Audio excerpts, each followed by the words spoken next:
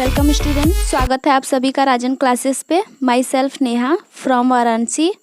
तो चलिए कि जैसा कि हम लोग कक्षा 10 एनसीईआरटी विषय गणित अध्याय 1 वास्तविक संख्या पढ़ रहे थे। ठीक, तो हम लोग वास्तविक संख्या तो पढ़ रहे थे, लेकिन वास्तविक संख्या में कहाँ तक पहुँचे थे ये जानना है। तो हम लोग अगले वीडियो में प्रमेय 2 था 1.3 और प्रमेय 1.4 वो था, तो वो हम लोग सिद्ध किए थे। तो इसके आगे हम लोग को 1.3 सॉल्व करना है। 1.2 तो हम लोग लगा चुके हैं। 1.3 हम लोग को क्वेश्चन देखना है, वो क्वेश्चन लगाना है उसमें का। ठीक, एक्सरसाइज। तो चलिए देखते हैं क्या दिया है 1.3 में। ये देखिए 1.3 का क्वेश्चन 1। तो क्वेश्चन 1 में क्या बोला है, सिद्ध कीजिए कि कड़ी में 5 एक अपरिमेय संख्या है। तो हम लोग इसके पहले हम बताएं आपको कि हम लोग प्रमेय 1.3 और 1.4 पढ़ चुके हैं। तो 1.4 में हम लोग को वही सिद्ध करना था, कड़ी में संख्या दिया था कुछ, उसको सिद्ध करना था, वही प्रमेय था। तो वैसे ही ये क्वेश्चन लगेगा, इसमें जो तीनों क्वेश्चन है सब इसमें वैसे ही लगेगा जो वो 1.4 प्रमेय था।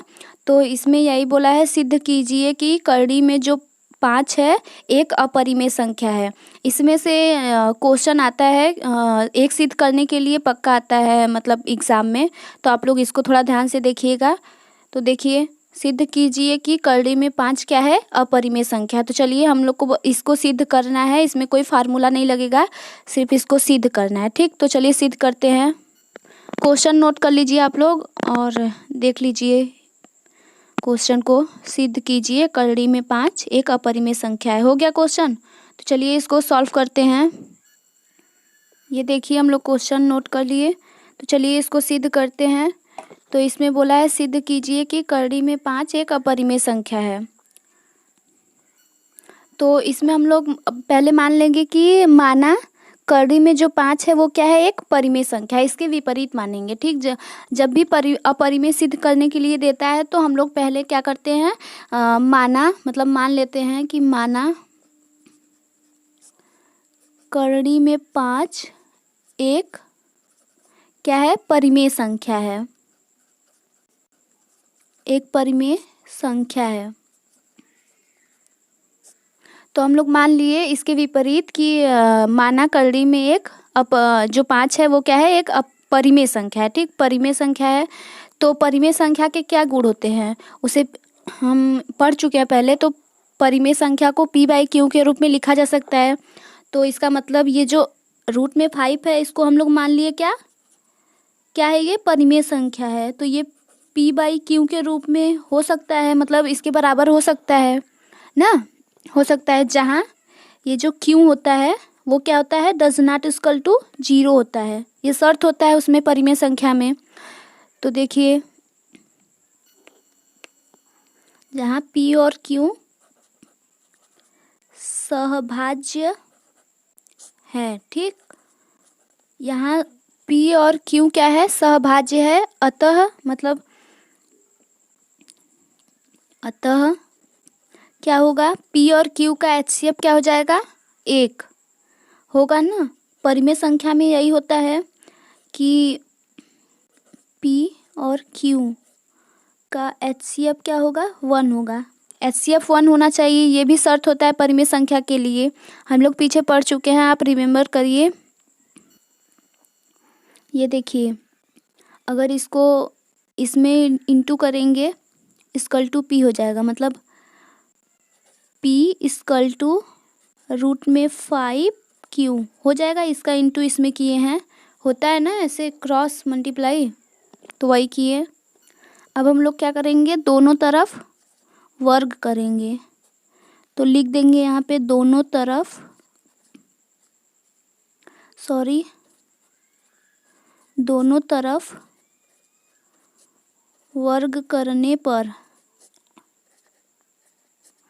दोनों तरफ वर्ग करने पर। तो चलिए हम लोग वर्ग करते हैं दोनों तरफ। तो देखिए ये जो p है, p का स्क्वायर करेंगे तो p स्क्वायर हो जाएगा इक्वल टू, ये जो आप आपको मालूम होगा, अगर नहीं मालूम है तो कोई भी संख्या है अगर रूट में है उसका स्क्वायर करेंगे, मतलब उसका स्क्वायर करेंगे, वर्ग करेंगे तो वो कड़ी से बाहर निकल जाता है, वो जो संख्या है वो कड़ी से बाहर निकल जाएगा। तो ये जो, चलिए पहले ऐसे लिख लेते हैं, 5q का यही स्क्वायर करना है ना, वर्ग करने के लिए बोल रहा है। तो चलिए ये हम कर लिए वर्ग। तो अब क्या करेंगे, पी स्क्वायर इक्वल टू, ये जो हम बताएं ना ये जो कड़ी में होती है संख्या उसका स्क्वायर करते हैं तो वो कड़ी से बाहर निकल जाता है। तो ये जो 5 है वो कड़ी से बाहर निकल के सिर्फ 5 हो जाएगा, ठीक। और ये q है, q का तो स्क्वायर होगा ही, तो q स्क्वायर, ठीक। ये देखिए ये जो 5q स्क्वायर है ये इसका गुणनखंड है, मतलब अभाज्य गुणनखंड है। तो इसका मतलब है कि ये जो p स्क्वायर है वो 5 से विभाजित है, ठीक। तो हम लोग यहाँ लिख देंगे चूंकि, क्या लिखेंगे, चूंकि p स्क्वायर 5 से, p स्क्वायर 5 से विभाजित है, गुणनखंड विभाजित है, इसका अभाज्य गुणनखंड है तो ये तो 5 से विभाजित होगा ही। ये पी स्क्वायर का अभाज्य गुणनखंड है ना, तो ये 5 से विभाजित है, तो हम लोग लिख दिए चूंकि पी स्क्वायर 5 से विभाजित है तो इसलिए क्या होगा, पी भी 5 से विभाजित होगा, पी भी 5 से विभाजित होगा। क्यों विभाजित होगा, इसके लिए हम लोग एक प्रमेय सिद्ध किए थे, 1.2 था शायद, हाँ तो उसी में था, ठीक। आप पीछे जाके मेरा वीडियो देख लीजिए अगर नहीं देखे हैं तो। ये क्यों हुआ, मतलब पी स्क्वायर 5 से विभाजित है तो पी भी 5 से विभाजित होगा ना। तो हम लोग लिख लिए p भी 5 से विभाजित होगा। प्रमेय 1.3 की वजह से ये लगा है, ठीक। ये जो p स्क्वायर 5 से विभाजित है तो p भी 5 से विभाजित होगा। तो चलिए इसके आगे करते हैं, इसके आगे क्या करेंगे, ये जो p है p इक्वल टू 5r लिख लेते हैं, ठीक। p equal to 5r। तो अब क्या करेंगे, दोनों तरफ वर्ग करने पर, फिर से दोनों तरफ वर्ग करेंगे। देखिए दोनों तरफ वर्ग करेंगे तो पी स्क्वायर इक्वल टू 5 का स्क्वायर करेंगे तो 5 पचे 25, फिर आर का स्क्वायर, यही होगा ना, इसका स्क्वायर कर लिए। तो पी स्क्वायर का मान रखने पर ये जो पी स्क्वायर है इसका मान यहाँ से रखेंगे। देखिए यहाँ पे ऊपर था ना P square equal to 5q square, तो यही मान इसमें रखेंगे। तो लिख लेते हैं, लिख के करेंगे तो सही रहेगा। तो क्या लिखेंगे, पी स्क्वायर का मान रखने पर, ये देखिए पी स्क्वायर का मान रखने पे, तो चलिए पी स्क्वायर का मान रखते हैं। ये देखिए पी का मान रख दिए, यहाँ पे P square equal to 25r square था, तो यहाँ पे पी स्क्वायर का मान ऊपर था तो वही हम लोग रख दिए हैं कि 5q स्क्वायर था तो वही रख दिए, फिर इक्वल टू करके 25r स्क्वायर रख दिए, ठीक। तो इसके बाद क्या करेंगे, इसके बाद ये जो 5 है इसके अपॉन कर देंगे, यानी q equal to 25r square upon 5 इसके अपॉन आ गया, ठीक। तो 5 देखिए कट रहा है, 5 पचे 25, ठीक, 5 बार में गया तो q square equal to 5r square, यही होगा ना। हाँ तो ये कर लिए हम लोग। ये देखिए q square equal to 5r square है, यानी q स्क्वायर का ये जो 5r स्क्वायर है ये क्या है, अभाज्य गुणनखंड है। अभाज्य गुणनखंड है तो क्या होगा, q स्क्वायर क्या होगा, ये 5 से विभाजित होगा, ठीक। तो हम लोग लिख लेंगे इसको चूंकि करके, चूंकि q स्क्वायर 5 से विभाजित है, ठीक। तो देखिए q स्क्वायर 5 से विभाजित है तो इसलिए क्यू भी क्या होगा, 5 से विभाजित होगा। तो अब क्या करेंगे हम लोग, मतलब कि ये प्रमेय लगा, इसमें भी हम बता रहे हैं ना, ये प्रमेय हम लोग पढ़ चुके हैं 1.3, वही का उसी का उपयोग हो रहा है बार बार। ये देखिए P व Q, मतलब P और Q जो है वो क्या है, दोनों 5 से विभाजित है, दोनों 5 से विभाजित है। अतः HCF यानी PQ का HCF does not equal to 1, इनका HCF 1 नहीं होगा। ठीक, तो लास्ट में हम लोग क्या लिखेंगे, अतः हमारी अवधारणा विरोधाभास प्रकट करती है। हमारी अवधारणा क्या विरोधाभास प्रकट करती है, अर्थात करड़ी में 5 एक अपरिमेय संख्या है। ठीक, तो लास्ट में सिद्ध हो जाता है कि ये जो करड़ी में 5 है वो क्या है, एक अपरिमेय संख्या। हमको पता है, ये बहुत ज़्यादा अच्छे से तो आप लोग को आया नहीं होगा, क्योंकि ये सिद्ध करना है, सिद्ध करने वाला क्वेश्चन है ये, कोई वो क्वेश्चन नहीं है कि फार्मूला लगाओ समझ में आ जाएगा। इसको एक बार आप लोग फिर अपने से करेंगे ट्राई, तो आप लोग को समझ में आ जाएगा कि कैसे कैसे सिद्ध करना है। एक दो बार अपने से भी सिद्ध करेंगे क्वेश्चन एग्जाम्पल ले लेके बुक में से। ठीक, तो आ जाएगा।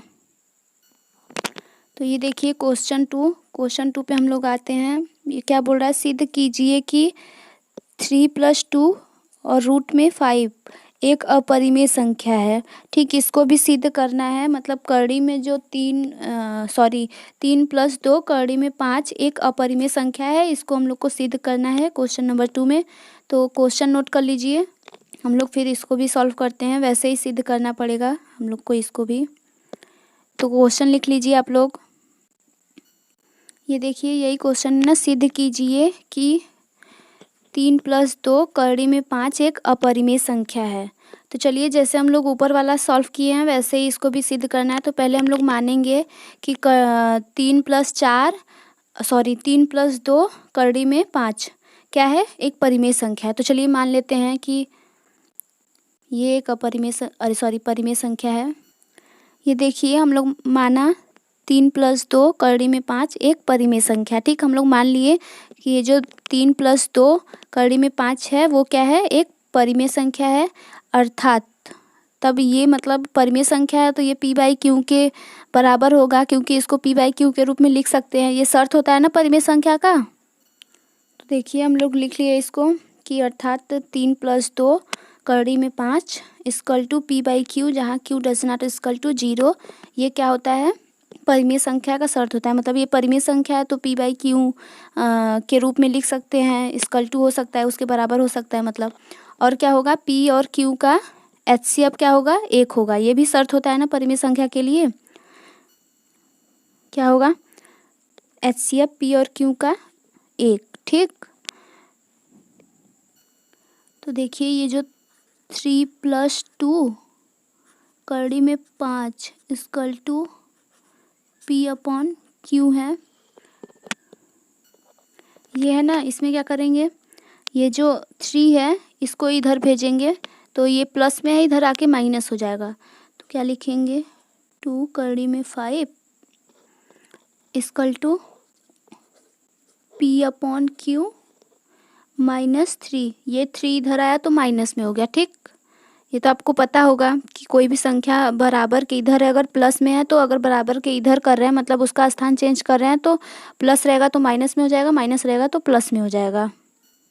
फिर देखिए ये जो 2 है इसको इसके अपॉन में कर देंगे, यानी करड़ी में 5 = P/Q -3 के होल अपॉन 2, ये हो जाएगा। 2 इसके नीचे आ गया। उसके बाद क्या करेंगे, इसको समीकरण 1 मान लेते हैं। ठीक, ये क्या है, आपका समीकरण 1 है। ये देखिए चूँकि P/Q -3/2 एक परिमेय संख्या है। क्या है, एक परिमेय संख्या है। वह हम जानते हैं कि करड़ी में 5 एक क्या है, अपरिमेय संख्या है। मतलब ये जो है एक परिमेय संख्या है और ये क्या है, आपका करड़ी में 5 एक अपरिमेय संख्या है ना। तो अर्थात तो हम लोग लिखेंगे अर्थात करड़ी में 5 जो है does not equal to P/Q -3/2 मतलब इसके बराबर नहीं होगा, क्योंकि ये परिमेय है और ये क्या है, ये अपरिमेय है और ये क्या है, परिमेय संख्या है, तो इसके बराबर नहीं होगा। तो हम लोग क्या लिखेंगे, अतः हमारी अवधारणा विरोधाभास है। अतः हमारी अवधारणा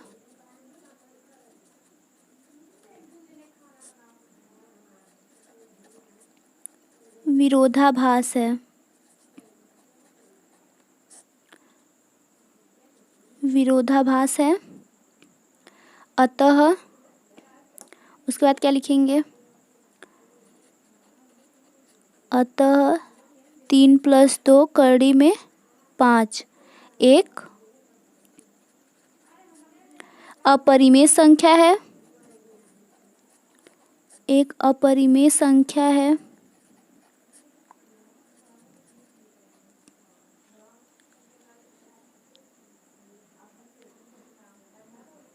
अर्थात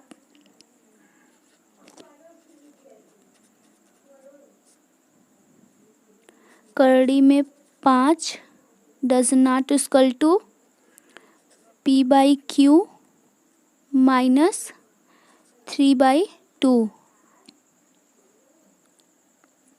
ये हो गया। अतः हमारी अवधारणा क्या है, विरोधाभास है।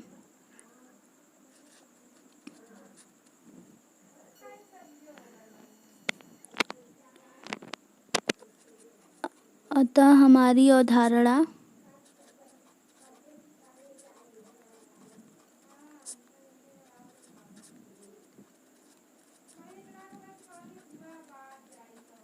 विरोधाभास है।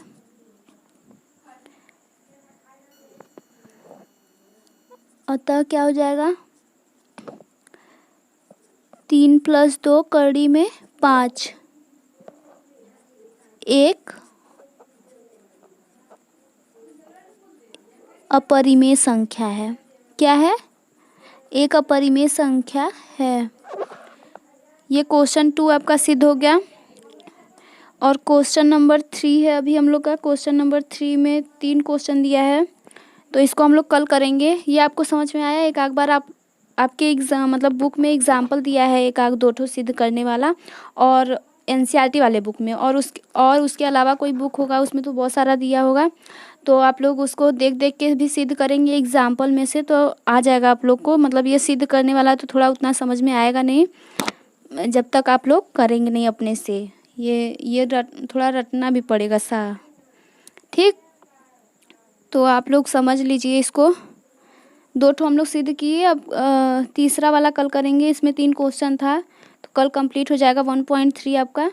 उसके बाद हम लोग आगे पढ़ेंगे। तो बस आज के लिए बस इतना ही। Thanks for watching video. धन्यवाद।